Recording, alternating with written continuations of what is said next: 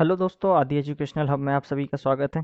दोस्तों, हम पढ़ रहे हैं भारत का इतिहास और आज ये हमारी इसी क्रम में छठवीं क्लास है। दोस्तों, पिछली क्लास की अगर हम बात करें तो उसमें हम देख चुके थे, लास्ट में हमने देखा था कि अकबर राजा बन जाते हैं। अकबर कौन कौन से युद्ध लड़ते हैं वो सारे हमने पढ़ लिए थे। अकबर के 9 रत्न जो थे उनके बारे में भी हमने जान लिया था।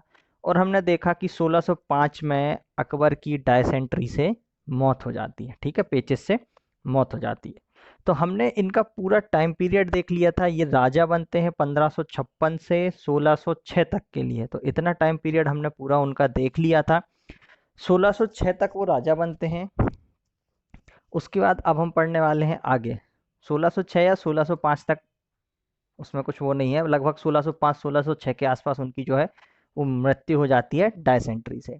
तो उनका जो ये लगभग 50 साल का राज्य रहा, जो इन्होंने 50 साल जो शासन किया, वो पूरा शासन हम पहले डिस्कस कर चुके हैं। अब हम पढ़ने वाले हैं आगे कि अकबर के बाद कौन राजा बनता है। तो चलिए स्टार्ट करते हैं। तो दोस्तों, अगर हम बात करें अकबर की, तो अकबर 1556 से 1606 तक के लिए शासक बनते हैं। उनके मृत्यु के बाद, उनके जाने के बाद, उनके बेटे जहांगीर जो है वो शासन पे आते हैं, वो गद्दी पे आते हैं और 1606 से लेकर 1627 तक शासन करते हैं। इस बीच क्या क्या होता है वो हम जानते हैं। जब जहांगीर राजा बन जाते हैं 1606 में, तो उसके बाद 1608 में कैप्टन हॉकिंस आते हैं ब्रिटिश से। कहाँ से? ब्रिटेन से आते हैं। और वो यहाँ पे आके जहांगीर से जो है वो व्यापार करने की परमिशन ले जाते हैं। ठीक है ना। 1608 में कौन आता है? कैप्टन हॉकिंस आते हैं। कहाँ से? ब्रिटेन से। और यहाँ पे आके वो जहांगीर से मिलते हैं। और जहांगीर से मिलने के बाद वो यहाँ से जब वापस जाते हैं तो वो जहांगीर से व्यापार करने की परमिशन यहाँ से ले लेते हैं कि भैया हम आएंगे, कुछ अपना सामान बेचेंगे, कुछ यहाँ से खरीद के जाएंगे। फिर उसके कुछ समय बाद 1615 में थॉमस रो आते हैं ब्रिटेन से ही। और यहाँ पे आके वो जहांगीर से पहली फैक्ट्री लगाने की परमिशन भी ले लेते हैं। तो यहाँ पे 1615 में भारत में पहली ब्रिटेन फैक्ट्री बनने की परमिशन भी उनको मिल जाती है। अब जब जहांगीर शासन में रहते हैं तो उनका एक भाई हुआ करता है जिसका नाम रहता है खुसरो। वो बगावत करने की कोशिश करता है। ठीक है ना। तो उनकी बगावत के कारण जहांगीर 5वें सिख गुरु अर्जुन देव जी को फांसी की सजा दे देते हैं। अब होता कुछ इस तरीके से है कि जब खुसरो जहांगीर के साथ बगावत करते हैं तो जहांगीर को कहीं ना कहीं ये चीज लग रही होती है कि इस बगावत में जो है वो अर्जुन देव जी का हाथ भी है। उनको लगता है कि अर्जुन देव जी जो है वो खुसरो की मदद कर रहे थे। अब क्योंकि खुसरो उनका भाई है तो वो उसको तो सजा दे नहीं सकते थे कुछ ज्यादा। तो वो क्या करते हैं? अर्जुन देव जी को सजा दे देते हैं। वो भी किस चीज की? फांसी की सजा दे देते हैं। फिर 1627 तक इनका शासनकाल चलता है। 1627 में इनकी मृत्यु हो जाती है और इनकी मृत्यु के बाद 1628 में शाहजहां शासक बनते हैं। ठीक है ना। अब जब 1628 में शाहजहां गद्दी पे बैठते हैं तो शाहजहां जो है 1628 से लेके 1658 तक शासक करते हैं। ठीक है। उनका जो शासनकाल रहता है वो 16 से 28 से 1658 तक का रहता है। लगभग 30 साल वो शासन करते हैं। इनका जो टाइम पीरियड रहता है उसे गोल्डन पीरियड ऑफ बिल्डिंग कहा जाता है। ठीक है, बिल्डिंग्स का गोल्डन पीरियड कहा जाता है। ऐसा क्यों कहा जाता है? क्योंकि इनके शासनकाल में बहुत सारी बिल्डिंग्स का निर्माण होता है। देखा होगा आपने, आगरे का ताजमहल हो गया। ठीक है। और भी बहुत सारे किले वगैरह जो हैं वो शाहजहां ने बनवाए हुए थे। तो शाहजहां जो है वो 1628 से 1658 तक शासन करते हैं। इसी बीच 1632 में उनका पुर्तगालियों से एक युद्ध होता है जो कि हुगली नदी के किनारे में होता है। ठीक है ना। लेकिन उस युद्ध का परिणाम ये होता है कि उस युद्ध में शाहजहां हार जाते हैं और पुर्तगालियों की जीत हो जाती है। फिर अगर हम आगे बात करें तो शाहजहां के टोटल 4 बेटे थे, 4 पुत्र थे। दारा सिक्को, औरंगजेब, शाह सुजा और मुराद बख्श। उसमें से सबसे बड़ा बेटा था दारा सिक्को, जिसे शाहजहां के बाद गद्दी मिलने वाली थी। लेकिन ये बात उनके दूसरे बेटे औरंगजेब को पसंद नहीं आई। ठीक है। औरंगजेब चाहते थे कि मैं खुद शासक बनूं। इसलिए औरंगजेब क्या करते हैं? शाहजहां को पकड़कर जेल में डलवा देते हैं, कारागार में डलवा देते हैं और अपने तीनों भाइयों की हत्या करवा देते हैं। ठीक है ना। हत्या करवाने के बाद 1658 में वो खुद राजा बन जाते हैं।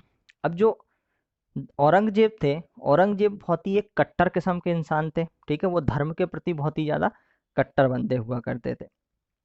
तो अब हम जानते हैं थोड़ा सा औरंगजेब के बारे में। तो अगर हम बात करें औरंगजेब की, तो औरंगजेब का पूरा नाम हुआ करता था मोहिनुद्दीन मोहम्मद औरंगजेब। ठीक है, क्या हुआ करता था? मोहिनुद्दीन मोहम्मद औरंगजेब। अब हमने पढ़ा हुआ है कि औरंगजेब कैसे थे, बहुत ही कट्टर मुसलमान थे। ठीक है, तो वो क्या करते थे, इतने कट्टर मुसलमान थे कि जो उस समय कश्मीर में हिंदू हुआ करते थे, कब? जब औरंगजेब शासन करते थे। तो औरंगजेब का जो शासन पीरियड हुआ करता था वो होता था 1658 से लेके 1707 तक का। तो इस टाइम पीरियड में जब वो राजा हुआ करते थे, तो उन्होंने क्या किया, कश्मीर में जो हिंदू हुआ करते थे उनको उन्होंने बहुत ज़्यादा परेशान किया था। किस चीज़ के लिए? कि वो धर्म परिवर्तन करें, वो हिंदू से मुस्लिम धर्म में परिवर्तित हों। तो इसके लिए उन्होंने हिंदुओं हिंदुओं को बहुत ज़्यादा परेशान किया था। इसके विरोध में जो एक सिख गुरु हुआ करते थे टेक बहादुर, उन्होंने बहुत ज़्यादा काम किया हुआ था। उन्होंने हिंदुओं को बहुत ज़्यादा सपोर्ट किया हुआ था। इस चीज़ के लिए उनने औरंगजेब का बहुत ज़्यादा विरोध किया हुआ था। किस कारण? जो वो काम करते थे उसके लिए, जैसे हिंदुओं को परेशान करना और भी बहुत सारी चीज़ें की थी। तो उनके खिलाफ में इन्होंने बहुत ज़्यादा काम किया था। और लास्ट में ये होता है कि औरंगजेब इन्हें भी पकड़ के फांसी की सज़ा सुना देते हैं। ठीक है, हमने पहले पढ़ा हुआ था, जैसे जहांगीर देते हैं फिफ्थ सिख गुरु अर्जुन देव जी को, वैसे ही यहाँ पे औरंगजेब दे देते हैं किसको? टेक बहादुर जी को फांसी की सजा। अब अगर हम बात करें औरंगजेब की, तो औरंगजेब जो है वो जजिया जो है उसकी फिर से शुरुआत कर देते हैं। हमने अभी पहले पढ़ा हुआ था पिछली क्लास में कि अकबर क्या करते हैं, जजिया नाम का जो टैक्स था उसको खत्म करवा देते हैं, बंद करवा देते हैं। जजिया क्या था? अगर आप एक हिंदू पंडित हो, तो क्योंकि आप एक पंडित हो, एक हिंदू हो, इसलिए आपको एक टैक्स देना होता था, क्योंकि अब आप पूजा पाठ किसके अंडर में कर रहे हो? मुस्लिम राजा के अंडर में कर रहे हो। ठीक है ना? तो क्योंकि शासन एक मुस्लिम राजा का है और आप एक हिंदू हो, एक हिंदू पंडित हो, आप पूजा पाठ कर रहे हो, तो उसके रिटर्न में आपको एक टैक्स देना पड़ता था जिसका नाम हुआ करता था जजिया, जिसे अकबर हटवा देते हैं। लेकिन औरंगजेब इस टैक्स को फिर से शुरू करवा देते हैं। हमने पढ़ा हुआ था पहले कि जो सती प्रथा थी उसको भी बंद करा दिया गया था। ठीक है, तो औरंगजेब उसे भी शुरू करवा देते हैं। तो औरंगजेब के कुछ ये बड़े फैसले थे जिसमें वो जजिया फिर से शुरू करवा देते थे, सती प्रथा फिर से शुरू हो जाती थी। ठीक है, कश्मीर के हिंदुओं को परेशान किया गया था धर्म परिवर्तन के लिए, और जो सिख गुरु थे टेक बहादुर, उनको फांसी की सजा दी गई थी। फिर अगर हम बात करें औरंगजेब की, तो औरंगजेब को जो सबसे ज़्यादा परेशान जिस हिंदू शासक ने किया था वो थे शिवाजी। शिवाजी एकमात्र ऐसे हिंदू शासक थे, ऐसे मराठा शासक थे जिन्होंने औरंगजेब को और ज़्यादा अति करने से रोका हुआ था। ठीक है ना? अगर औरंगजेब किसी से रुक पाए थे, किसी से दब पाए थे, तो वो थे शिवाजी।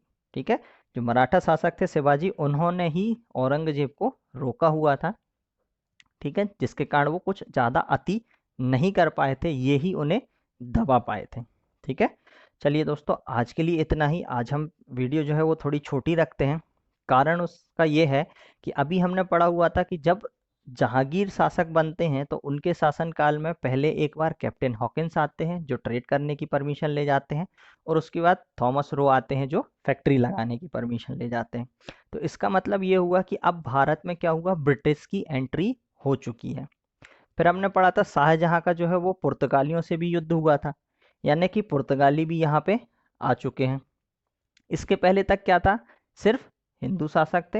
हिंदू शासक के बाद कुछ मराठा शासक आए हुए थे, कुछ दूसरे शासक आए हुए थे, लेकिन अभी तक कोई भी बाहर का इंसान ऐसा नहीं आया हुआ था। बाहर का से मेरा मतलब जो दूर देश के जो लोग थे। ठीक है, अभी तक जो भी लोग आए थे वो कैसे थे, जो भारत के आसपास के क्षेत्र से लगे हुए थे। ठीक है, जो बाई रोड आ सकते थे। लेकिन अगर मैं बात करूं ब्रिटेन की या फिर पुर्तगालियों की, तो ये भारत से इतने दूर हैं कि बाई रोड आ पाना बहुत ही मुश्किल काम था। बीच में आपको कई सारे देशों को पार करना पड़ता। ठीक है, तो ये कहाँ से आए होंगे? पॉसिबली ये समुद्री रास्ते से आए रहे होंगे। ठीक है ना? तो अब हम जो नेक्स्ट क्लास होगी, हमारी 7वीं क्लास होगी, उसमें पहले हम डिस्कस करेंगे किस चीज़ का, कि ब्रिटिश और पुर्तगाली भारत कब आते हैं और कैसे आते हैं। ठीक है, उसके बाद हम ये जो हमारे मराठा शासक का चल रहा है, ठीक है, बाबर से लेके अभी तक का, इसको हम कंटिन्यू करेंगे कि जो ये हमारा वंश चल रहा था, मुगल वंश चल रहा था, ये आगे कैसे कैसे चलता है। और साथ में हम देखते जाएंगे कंटिन्यूटी में भी कि मुगल वंश के साथ साथ जो ब्रिटिश यहाँ पे आते हैं वो क्या क्या काम करते हैं। ठीक है, हमें अच्छे से पता है कि आगे जाके ब्रिटिश ने हम पे शासन किया था और लगभग 200 साल शासन किया हुआ था। ठीक है, तो उसकी शुरुआत कहाँ से होती है, कैसे वो भारत आते हैं और कैसे धीरे धीरे वो इतने ताकतवर हो जाते हैं कि वो हम पे शासन करने लगते हैं। तो ये सारी चीज़ें हम अगली क्लास से फिर स्टार्ट करेंगे।